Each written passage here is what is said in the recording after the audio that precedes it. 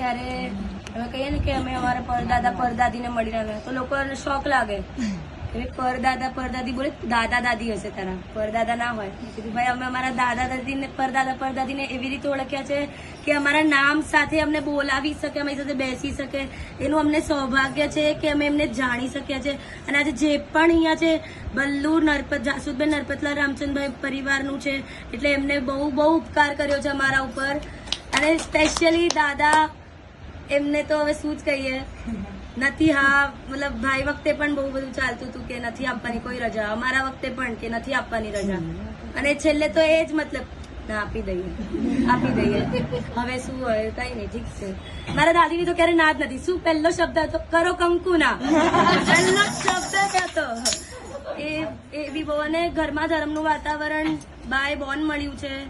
એટલું રાત્રિ ભોજન પણ અમે મને યાદ નથી કર્યું હશે કે નહીં, ક્યારેક લગ્નમાં કર્યું એ વસ્તુ અલગ છે. બાકી ઘરમાં તો એવા સંસ્કાર જ હતા કે મારા દાદા આવે ને તમે ટીવી જોતા, ટીવી બંધ કરો, ખાતા ખાતા નહીં ચાલે, મૌન રાખો, મૌન ખાતા ખાતા ન ચાલે, પોતે એ બોલે મૌન રાખવાનું, આવું બધું.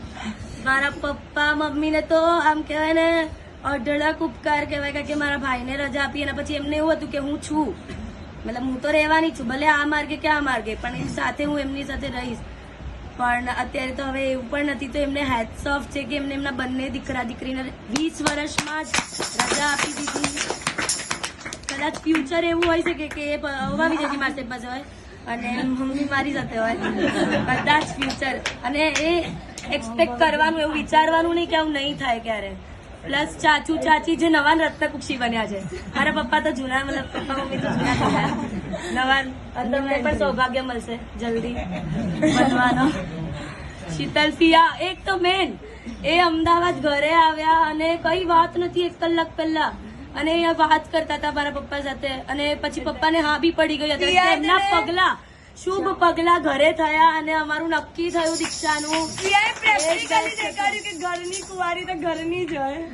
એ બલ્લુ મતલબ એમને બધું જ બરાબર કરી દીધું અમારું. ફુવા અને મેન તો અમારા જે ભાઈ બહેનો છે, અમારા ભાઈ બહેનો નથી, કલ્યાણ મિત્ર છે એવું જ કહેવાય. કારણ કે કવિશભાઈ, જીનયભાઈ, ક્રિયા, રિત્વી, માહી, બધાને અમે કહીએ ને કે ઘરમાં ઝઘડો થયો તો કે અમે ઉભા છે, ભાઈ તું ચિંતા નહીં કર, આવું જ કહી દે. એટલે એ બહુ બોન્ડ અલગ. હા અમારે એવું નહીં કે અમારા કાકાઓના જ, પપ્પાના કાકાઓના છોકરાઓ બી અમારા સગા કાકાના છોકરાઓ લાગે, એવું કઈ અમારા ઘરમાં છે જ નહીં. એટલું બોન્ડ સારું છે. બસ હું એ જ કહું છું, જલ્દીથી જલ્દી તમે પણ અમારી જયારે દીક્ષામાં આવો ત્યારે એક વસ્તુ એવી લેજો કે તમે બી દીક્ષા લઈ જાઓ. એક એવો વિશેષ નિયમ લેજો પોતાની ઈચ્છા તમે 2 મહિના નહીં કે ના આ તો કરશું જ, જ્યાં સુધી લાઈફ ટાઈમ સુધી રહે. ભલે આટલો નાનો નિયમ હોય, રાત્રિ ભોજન નું નથી આપતી કે કોઈ પણ અમે નિયમ નથી આપતા, તમારે સ્વેચ્છાએ લેજો, પણ એ લાઈફ છેલ્લા એટલું પણ કે આ જીવન મુખવાસ નહીં ખાય, બસ તો નહીં જ ખાઈએ મુખવાસ, એટલી પણ નાની જે તમને ઈચ્છા અનુકૂળતા હોય એ. અને મેન તો વિજયજી મારસાહેબ, એમના સિવાય તો એમ કહેવાય ને વચ્ચે તો એવો પીરિયડ હતો કે મારી લાઈફમાં ના મમ્મી છે ના પપ્પા છે, એ જ છે જે છે. અને અત્યારે પણ ઘણી વાર આખા દિવસમાં 4-5 વખતે યાદ આવી જાય. ખબર છે અમે મળી નથી શકવાના દીક્ષા પછી પણ અને હમણાં પણ એક છે બોન્ડ. શું કહેવાય, દીક્ષા નથી લીધી ને એમને ત્યાર તો એવું કોઈ કે પણ નહીં અમે સગા ભાઈ બહેન છે, એટલું ઝઘડતા હતા. અને હવે છૂટતો નથી એ રાગ પ્રશસ્ત છે એટલે ચાલશે, પણ એ જ અમને મોક્ષ લઈ જશે.